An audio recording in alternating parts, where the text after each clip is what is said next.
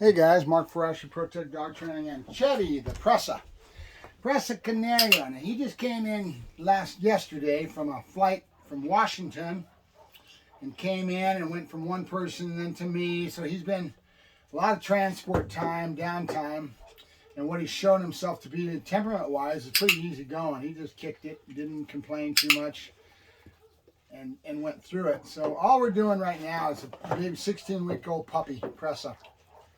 And all we're trying to do is make sure that he's got a good bowel motions going. We're feeding him in the morning. I'll start feeding him 3 times a day. Excuse me. Small meals. And get his bowels going and get his whole routine and repetition going. And I'm not doing anything as far as training anything, but I'm getting him used to the clicker. I do this stuff so much that I don't even think about half the times what I do. So when I do a video like this, I'm basically accenting a puppy behavior and what we're dealing with. The most important thing is to be cognizant and aware of the breed type, right? We're going to Pressa Canario. He's going to grow into a monster. Large dog, very dominant. A state protection dog is the type of dog they are. And the thing is, I'm noticing, I said something yesterday on another video that, man, he's a cute little puppy. All you want to do is just hug and cuddle on him and, oh my God, what is this? And that causes our human nature to conflict with the dog's nature. What I mean by that is the conflict would be that you're foo-fooing the dog too dang much and you're not treating him like a dog. And that's normally the women that do that, but men do it too.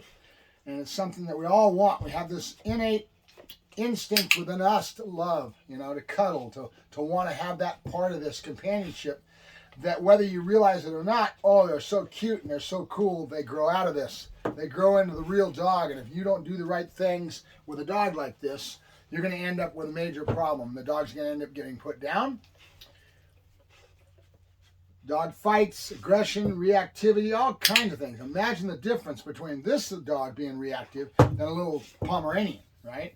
So you can accept small dogs and get away with it. Now all I'm doing is I got food in my hand. He wants it. So I'm clicking and I'm releasing. He's hearing the sound. It just started this morning. But I'm going to start accenting that classical condition a little more by what? Raise it up. He's watching it. Click. And then right away to his nose. So there's no real time level involved in that. We're not pausing and then relieving because he doesn't understand it yet. Right? But he does know now. Food. This is his first introduction to hot dogs with me. See? So he's learning. So we're going to do all the things we can to increase and stimulate drives, get him chasing food luring, etc. Right? And then mainly imprint him with the clicker. So he hears the sound that gives him warm, fuzzy thoughts. The food is coming. And that's what you're doing because the dog is very much a prey animal and very food driven. If you start it when they're young right away, you're going to teach them to be very receptive to this. Hot dogs is my treat. There's all kinds of treats you can give, but I start out young and I can imprint his want for this from a young age. Now, right when I clicked, I let it go. I'm letting go of one piece. I've got a whole handful, right? But I can let go of one piece, through 2 pieces, 3 pieces. Where does that come from? Practice. I do it so much, but the reason I have a whole handful in my hand is I want that scent cone. I want a nice, big old pool of smell that this dog wants. So I put a lot more in my hand. And then when I'm releasing 1 or 2, maybe even 3 pieces at a time, and that's max. I don't want to satiate his hunger.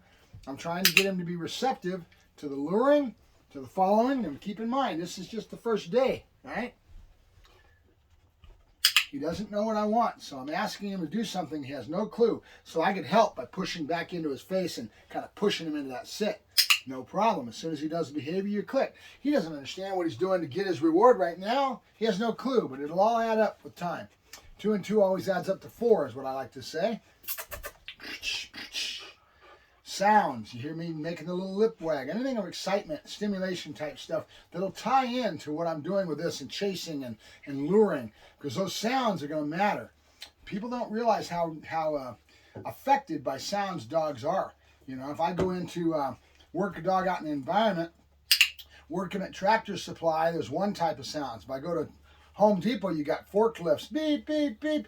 You got all kinds of different, more excitement, different environment, right? If I go to Bass Pro And I go down there, they got a huge waterfall at our location. And that waterfall makes a lot of noise and it echoes in the building. And then you get the kids on the weekend where they're screaming and they're yelling. And the dogs are affected by this. That's why environment is so important. And I'll get a dog that's never been exposed to environment and take him into something like that Bass Pro. And with that noise, the noise will overwhelm him. And getting him through it's always going to be a lot of time. So the earlier we start this stuff, the earlier we start concentrating on working to build the dog's character and who he is as an individual and to give us the tools in our tool bag that we need. Clicker, food, right? These are all things that are going to go with him in his training as he gets older. So it's important that we imprint them, meaning we give them this exposure when they're young so it sticks in their head, right? There is scientific imprint time and stuff like that that's even less, that, you know, the puppies are going through the litter with mom and their interplay with their litter mates. All that stuff matters, right?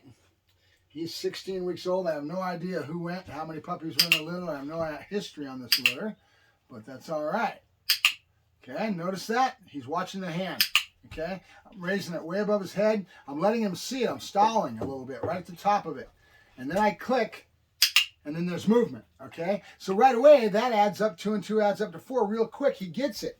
He hears the sound, whoop, there comes the hand, right? There's almost no separation of time level yet, but we will grow that later. Later it'll become click and up to 30 seconds before I can deliver, because this is going to be our terminal bridge marker. It's going to say you did the right thing. That's our shutter on the camera that we're marking the behavior exactly when it should be marked. And this is his first experience with a marker. It's a positive marker. It's called the terminal bridge marker. It means when you did the right thing, the behavior's over with, you can come in and go off to grab the food. But right now I'm not doing that. I'm just keeping that. Look how much, I had a bunch of hot dogs. A lot of scent cone going on there, right? There's a big old pool of smell coming out of my hand that makes him want it. That's why I go with a large pile when I first start this with a puppy. Okay, I'm only delivering one when I click. And then I give him a little bit more by going up in the air, click, and then to his nose, right? And then to his nose, because he's watching movement. So he can relate to that real easy. Okay, notice that little pause. I got to the top, I paused a second, and then I went and clicked and I gave it to him, right? So he's starting to correlate, and I am conveying a thought to the dog through my work. Well, you hear me talking about it all the time, conveying a thought to the dog, right?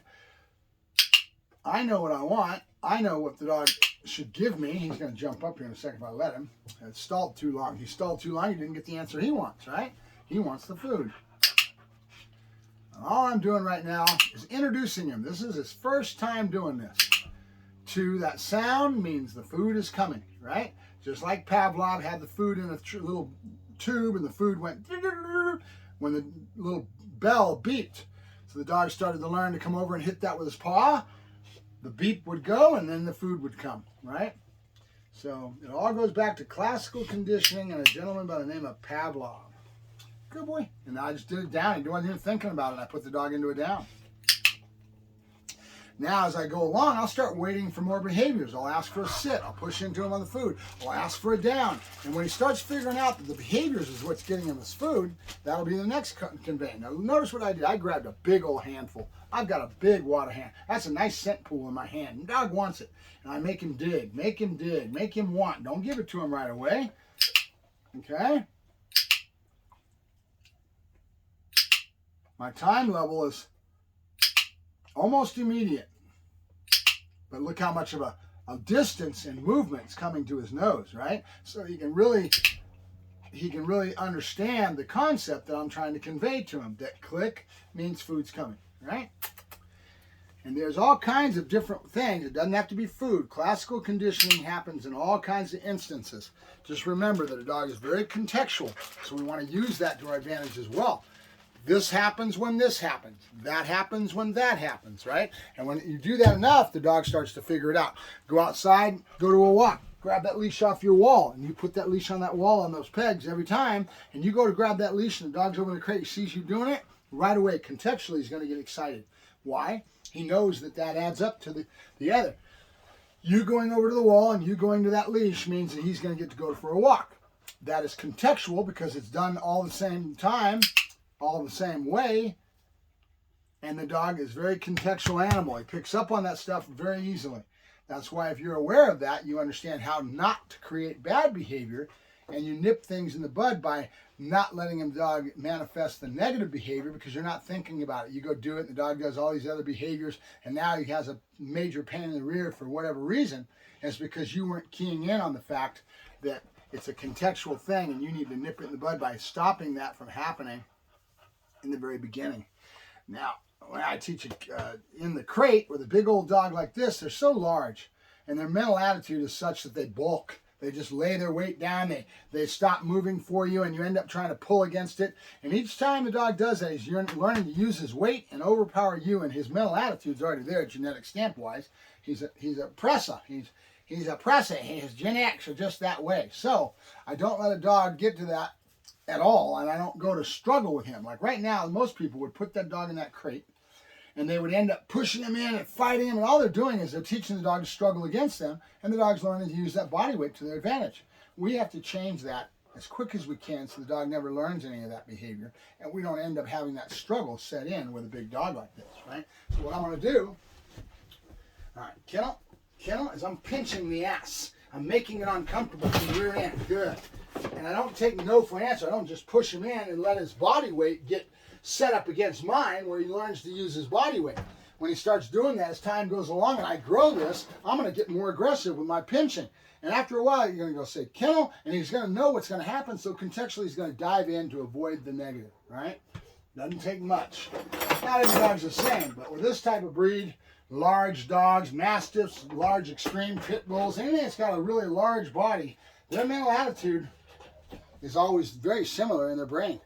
Very boom, big old cumbersome, and they use their body and they learn real quick to use that body weight to their advantage, and you basically train them to give more opposition to whatever you're trying to get them to do because they're learning to use their body and win, right? All right, Mark Ferrasci, Protect Dog Training, signing off. Have a good day, guys.